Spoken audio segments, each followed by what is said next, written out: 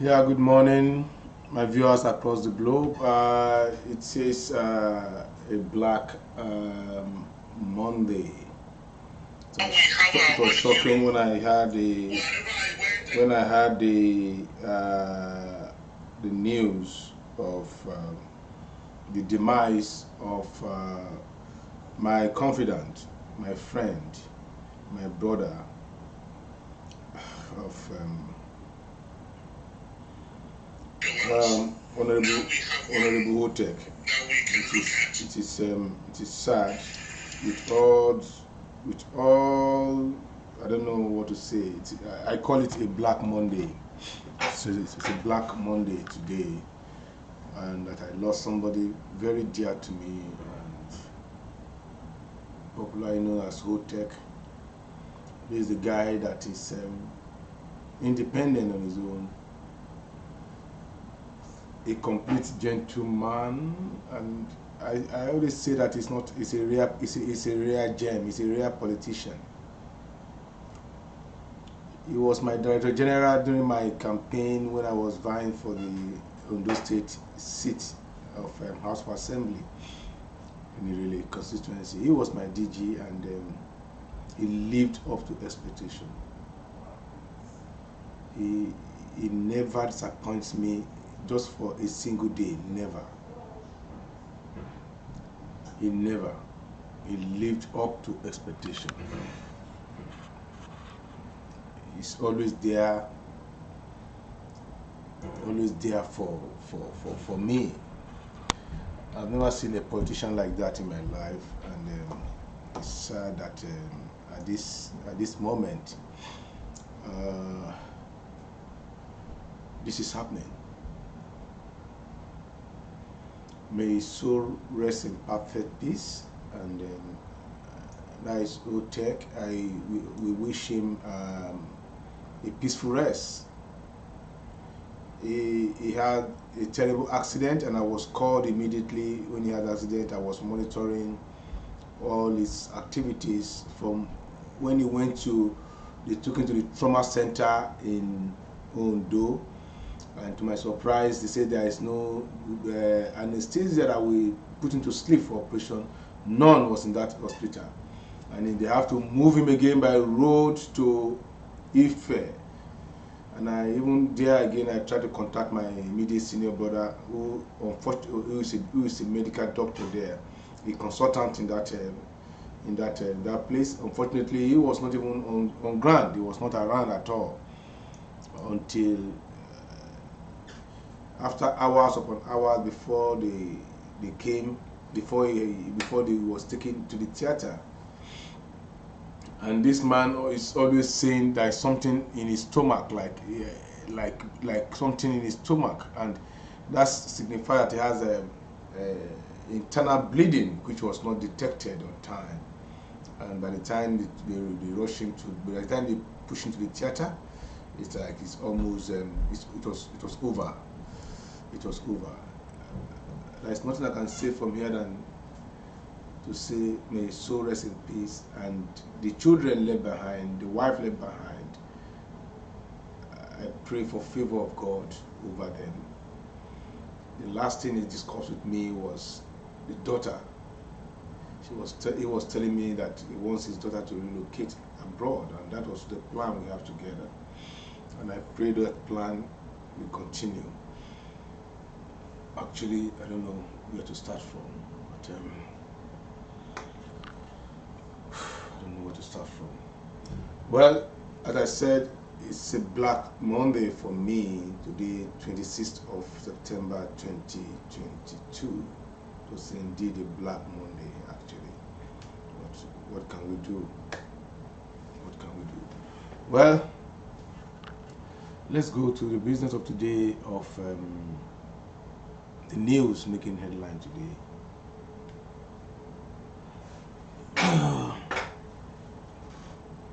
Retired soldiers storm defense ministry. Defense ministry protest unpaid allowances. Retired soldiers, they storm defense ministry to protest their unpaid allowances. Can you imagine where country, where they serve the country, the allowances is unpaid after serving the country. So where is the motivation for others to serve this country, Nigeria?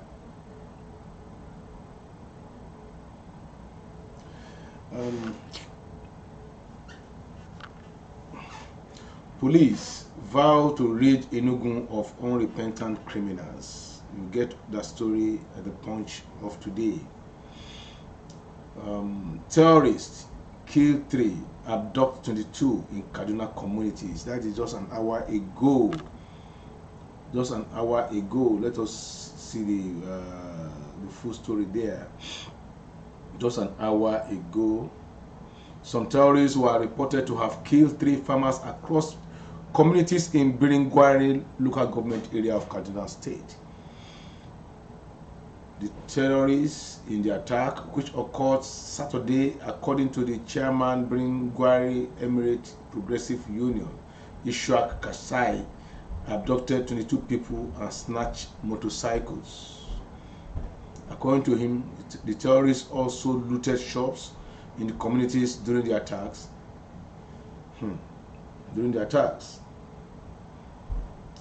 This happened on Saturday, September 24th, 2022, around 7:30 p.m. We thought the terrorists are still on rampage, and Nigerian government has no answer to this at all. They have no answer to these things happening at all. Breaking. Federal government orders vice chancellors to reopen varsities, commence lectures. How possible is that?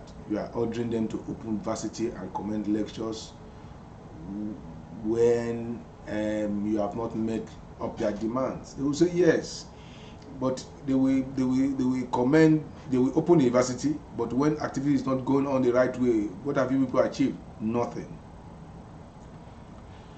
Endorsement. Northern Elders Forum gives Tinubu Atiku condition. You get that at the Punch of today. Muslim ticket. Tinubu Shetima frustrating reconciliation, says Lawa. Let us get that story. Who is that Lawa? Let us get the story, full story there.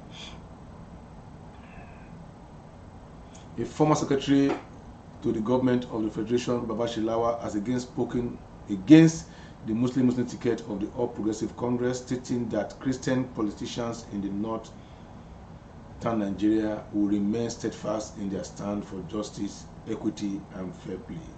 According to him, any nation or political institution built on injustice will crumble because injustice and equity settle all disputes. Lawa, in a statement on Sunday titled "Why We Are Doing What We Are Doing," pleaded with Nigerians to understand the position of the northern Christian politicians on the Muslim ticket of the All Progressive Congress for the 2023 presidential election. There is nothing Babashi Lawa is looking for than the ticket of the vice president. So what he's talking here is just being personal. What he's talking here is just being selfish. So he's not talking on behalf of the Christians from the north at all. We have a Christian who is the Director General of the campaign in the person of the governor of Plateau State. And he is just speaking for himself. Himself and Dogara are fighting for their own. The two of them are looking forward of becoming the vice presidential candidate of the party, which the party says no, we want a winning team, irrespective of religion. Our issue here is not religion. Our issue in Nigeria is not about religion. Our issue in Nigeria is about delivery. Our issue in Nigeria is about winning an election. APC want to win an election. They don't want to field a Christian that has no base. Where is the base of Babashi Lawa? Where is the base of Babashi Lawa? Where is the base? Where is the base of Dogara? Bauchi? What is the contribution of Bauchi to APC in the last 8 years?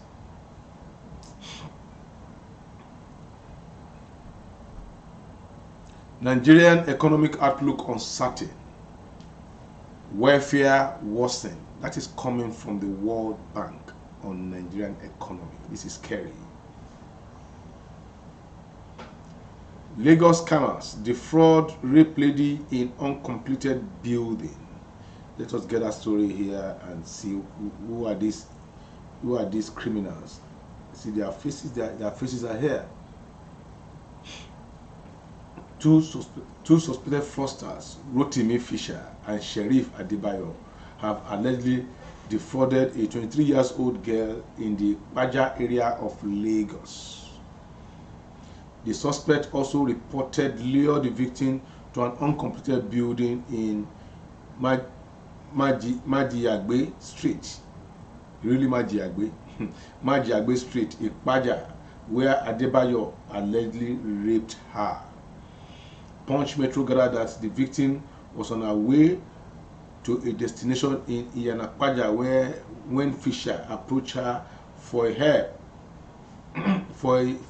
approached her to help him locate an address. The suspect, who reportedly presented himself as a foreign businessman to the victim, said he came to Nigeria to deliver goods to one of his clients at the address and to collect his outstanding payments.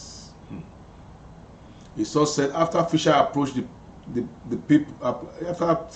people for help to no avail, the young lady offered to help, but upon checking the address, she did not know the location. The source said, but as the girl was trying to help Fisher, Adebayo suddenly came as a neutral person and offered to assist Fisher, whereas they were working together. Adebayo said the address was fake, but started motivating the girl on the need for them to help Fisher. Fisher, while lamenting being stranded, claimed that he was in possession of some papers that could be converted to plenty money, but told Adebayo and the girl that he needed money to buy chemicals to convert the papers to money.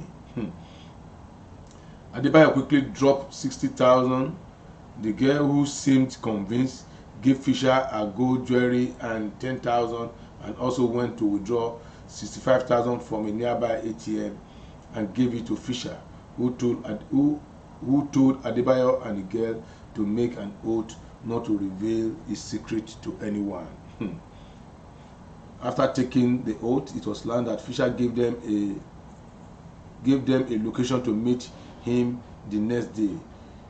When they got there, the Ogun State indigene reportedly showed them the sack containing the money and told Adebayo and the girl that the spirit responsible for converting the paper to money, was asking for human blood as sacrifice.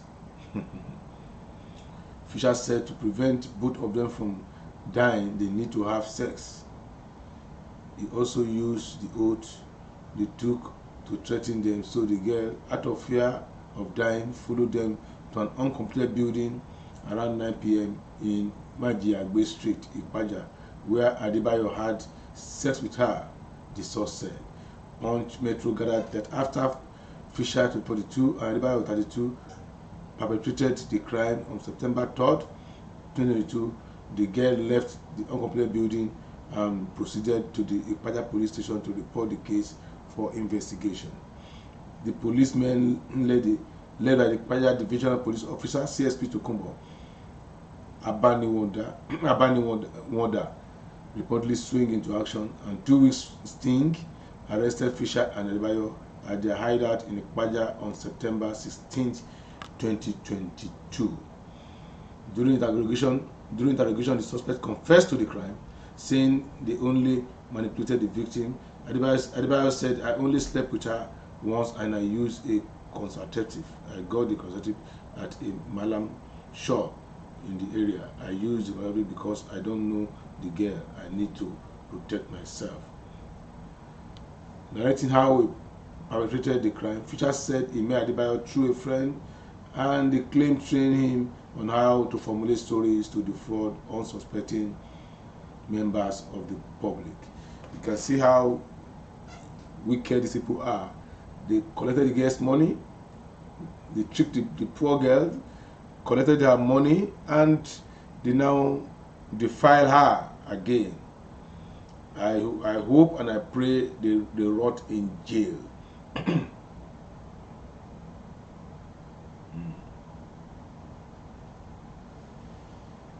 This is another one. Newly married artisan burns self, blame abusive wife. You want to commit suicide. You are newly married, you are burning yourself.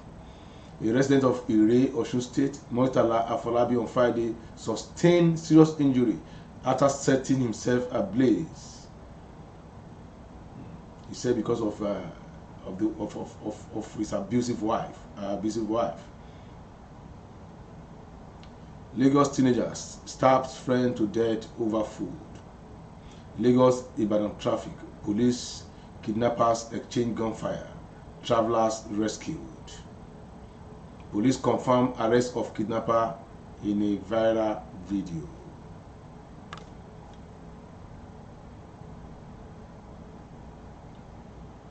From the Punch now, we quickly rush to the vanguard of today.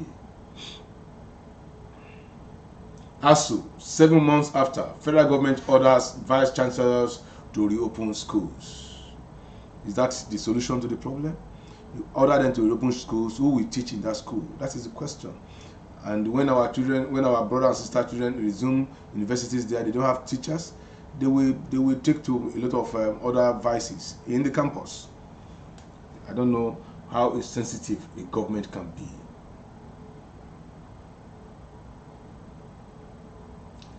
Fire God's vehicle on 3rd Mainland Bridge.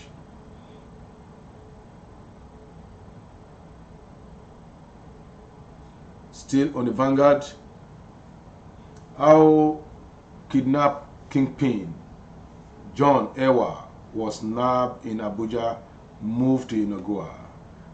I think let us see that that story. It's an interesting story for our people to see, to learn from.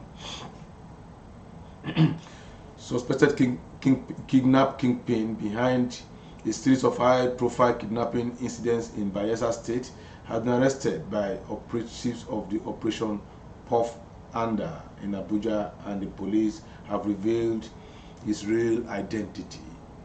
Against the name Leon John that trended on social media, the suspect's real name is John Ewa. Vanguard learned that John Ewa changed name to John Leon when he was a dispatch rider at the commercial bank after he was sacked due alleged involvement in criminal activities at the bank. While working at the bank, Ewa, it was learned, had run several errands for his superior, which gave him access to privileged information, which was supplied to criminals elements to carry out operations. After his appointment was terminated, Ewa was said to have recruited boys to run a kidnap syndicate with specialization in kidnapping high-profile residents of the state. According to investigation, operatives of Puff Ada got on the trail of Ewa after the arrest of 2 suspects, Kingsley Innocent and Godlives Donald, involved in the kidnap of Mr. Danjuma Emeje, a manager with Premium Trust Bank, Yenagoa. Emeje was kidnapped on June 30th, 2022 and was released after he was said to have parted with a ransom of 50 million. Police sources said Ewa, who runs Leon Interior Hub as a cover for the criminal activities, is known for his lavish lifestyle and heavy spending at nightclubs in Yenagoa. He was said to have masterminded the kidnap of the sister of the former governor Sareke Dixon and top Igbo businessman, forcing many of them to relocate from the state. During interrogation, police source said Ewa confessed to have involved in only 2 kidnap incidents, denying being part of the gang that kidnapped Danjuma.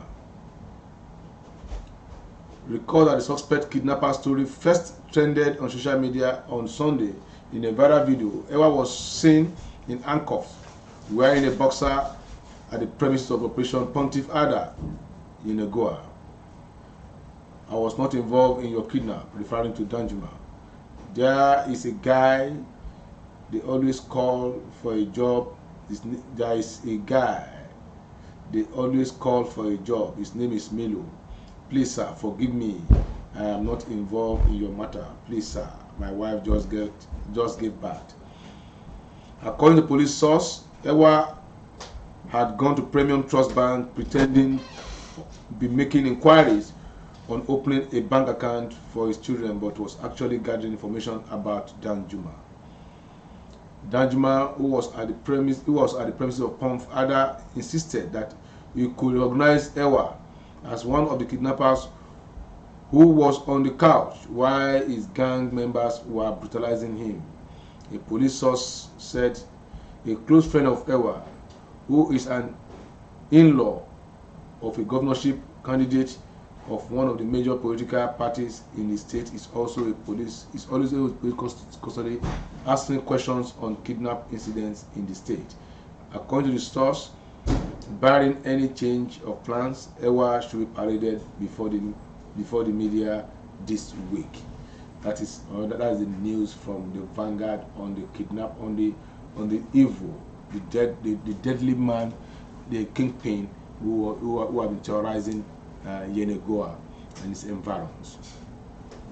Abia 2023, we will score 60% vote in Ikpazu's home. That is coming from APC. Breaking. Chimaroke Unamani, working for us, says APC campaign cancelled. We will subject Tinubu article orders to rigorous process. That is coming from Northern Elders.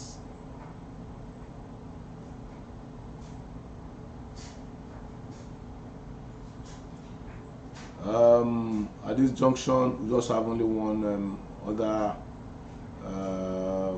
PDP crisis. Atiku moves to break Wike's rank, reaches out to Alice. Atiku moves to break Wike's ranks, reaches out to Alice, to his allies. That is how far can Atiku goes on this issue, because there's this adage from my area that a leper cannot produce milk, but a leper can spoil the milk, because the moment the leper dip his hands into the milk bowl, that makes that milk bowl useless. That is my parting words this morning.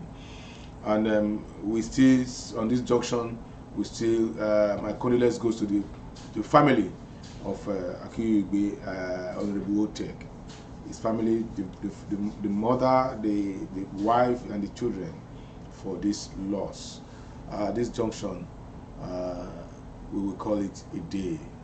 What a black Monday it is for me on the death of my Director General, JAF Campaign Organization, Honorable Otek. Good night.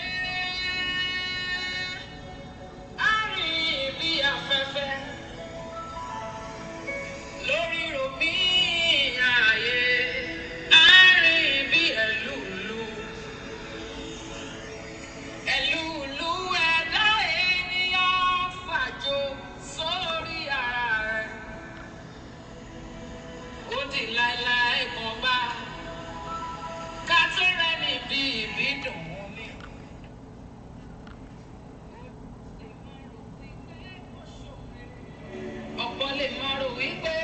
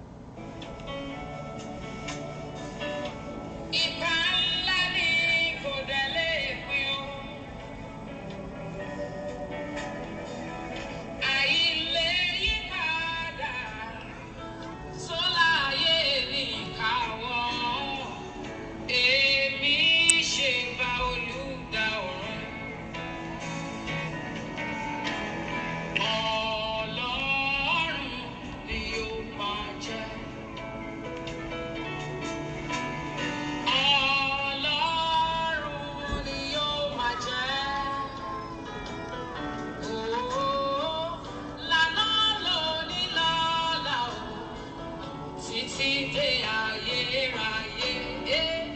Ọlọ́run ni ó máa jẹ́. Ohunkóhun tó lè ṣẹlẹ̀ kò yí Ọlọ́run padà láéláé. Because it's the unchangeable changer.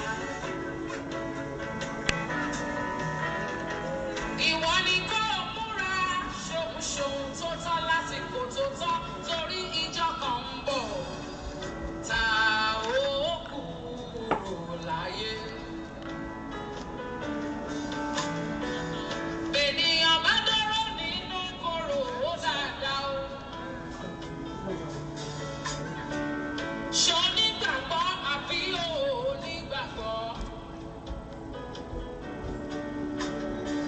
Ilé ayé yìí kò ju bíntí báyìí lọ o. Ìgbà mélòó la ó máa lò láyé? Tá ó máa wá wẹ̀wù irin bíi ti Gòláyátì. Ọlọ́run ni ó máa jẹ́.